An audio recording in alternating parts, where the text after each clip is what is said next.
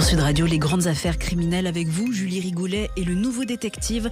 Ce matin, un crime insoutenable, celui de Sandy Cucheval, brûlée par son amour de jeunesse. Sandy est fière d'elle. Il y a quelques mois, elle pesait encore 110 kilos. Mais après une opération de l'estomac, des mois de convalescence difficiles et un régime drastique, elle ne pèse plus que 70 kilos en ce début d'été 2020. À 33 ans, c'est peut-être la première fois qu'elle se trouve belle. La première fois qu'elle s'aime. Jolie revanche sur les coups durs et les moqueries du passé. Sandy a toujours été mal dans sa peau. À 15 ans, elle s'entiche d'un garçon et tombe enceinte. Sa mère lui conseille d'avorter, mais Sandy refuse. Elle a beau être jeune, elle est en train de construire ce qu'elle désire le plus au monde, sa propre famille.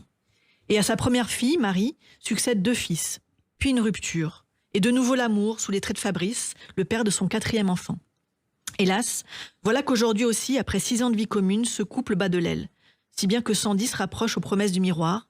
Ce nouveau look, c'est sa chance de repartir de zéro. Ça tombe bien puisqu'un homme vient de la contacter sur Facebook et pas n'importe lequel, Jonathan Boyer, le garçon dont elle était amoureuse au collège. Alors lui en 3e, c'était un tombeur qui méprisait les petites boulottes comme elle. Mais la roue a tourné. Maintenant, c'est lui qui inonde de messages, qui like et qui commente toutes les photos qu'elle poste. Sandy est flattée. Elle accepte de prendre un verre avec Jonathan. Et entre ces deux-là, tout va très vite. Beaucoup trop vite. Sandy refuse de le voir, mais Jonathan est un type à problème. À 18 ans, il a quitté la maison pour échapper à la discipline que sa mère, Anita, tentait de lui imposer. Il a trouvé du travail dans une entreprise de travaux publics, mais il passe la plupart de son temps libre le nez dans la coke. Et ça lui réussit pas du tout. Ses excès lui ont déjà coûté très cher. Sa première compagne l'a quitté, avec leurs 3 enfants. On lui a retiré son permis. Il a continué de conduire. Et pour échapper à un contrôle, il a forcé un barrage de police. Résultat, Jonathan multiplie les séjours en prison. Il vient juste d'être libéré quand il jette son dévolu sur Sandy. Et malgré les casseroles qu'il traîne, elle est persuadée de pouvoir le sauver, de l'arracher à ses démons. Alors elle envoie tout valser. Elle quitte Fabrice et surtout, elle n'écoute personne. Pas même Anita, la propre mère de Jonathan, qui la met en garde. Pourtant, le jeune homme, d'une jalousie maladive, ne lui fait aucun cadeau. Insultes, brimades, c'est l'escalade. Mais plutôt que de se rebeller, Sandy préfère se plier aux exigences de monsieur. Peut-être parce que ses reproches ont rogné sa confiance.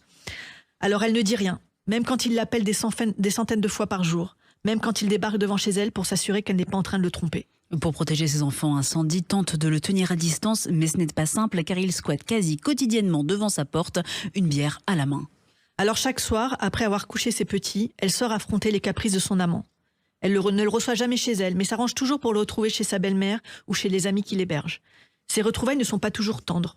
Plusieurs fois, sa fille aînée repère des hématomes sur ses bras, ses épaules, ses cuisses. Mais Sandy préfère éluder. Et puis elle ne veut pas inquiéter ses enfants. Même quand elle découvre que Jonathan la trompe, elle passe l'éponge. Rien ne semble pouvoir stopper le cercle infernal de leur rupture et réconciliation.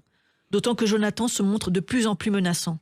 Si elle le quitte, il la cramera, elle et ses enfants. Le 10 novembre, c'est la dispute de trop. Cette fois, la jeune femme est à bout. A-t-elle décidé de quitter Jonathan pour de bon ? C'est en tout cas ce qu'elle laisse entendre à sa fille Marie. Mais vers 18h, elle reçoit un appel de Jonathan. Il est furieux. Et il exige de la voir maintenant tout de suite. Sandy accepte de la retrouver. Elle ne rentrera plus jamais chez elle. À 23h30, l'alarme stridente d'une voiture vient troubler la quiétude de la rue Victor Schulcher à Bully-les-Mines. Un riverain ouvre sa fenêtre et découvre une scène atroce. Une femme en feu vient de jaillir d'un véhicule.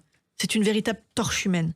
L'homme attrape la couette sur son lit, se précipite dans la rue et tente d'envelopper la malheureuse qui se tord maintenant de douleur sur le trottoir. Sandy Cucheval est toujours consciente à l'arrivée des pompiers. Dans un râle, elle parvient à dénoncer son bourreau, Jonathan Boyer. Dans Saint-Aulard avait juré de la cramer. À leur dernier rendez-vous, il a apporté un bidon rempli de 5 litres d'essence. Et il est passé à l'acte avant de s'enfuir dans la nuit. Brûlée sur 70% du corps, Sandy succombera à ses blessures le 17 novembre après 7 jours d'agonie. Interpellé dès le lendemain, Jonathan affirme qu'il n'avait pas l'intention de tuer Sandy. Il évoquera un accident avant de parler de blackout. Mais cette anamnésie n'aura pas convaincu les jurés. En mars dernier, Jonathan Boyer a été condamné à 30 ans de prison. Jusqu'au bout, la famille de Sandy l'a supplié d'avouer en vain. Les grandes affaires criminelles à retrouver tous les matins sur Sud Radio. Avec vous, Julie Rigoulet. On vous retrouve également chaque mercredi en kiosque dans le nouveau détective. Et également de nombreux hors-séries comme le spécial féminicide actuellement en vente.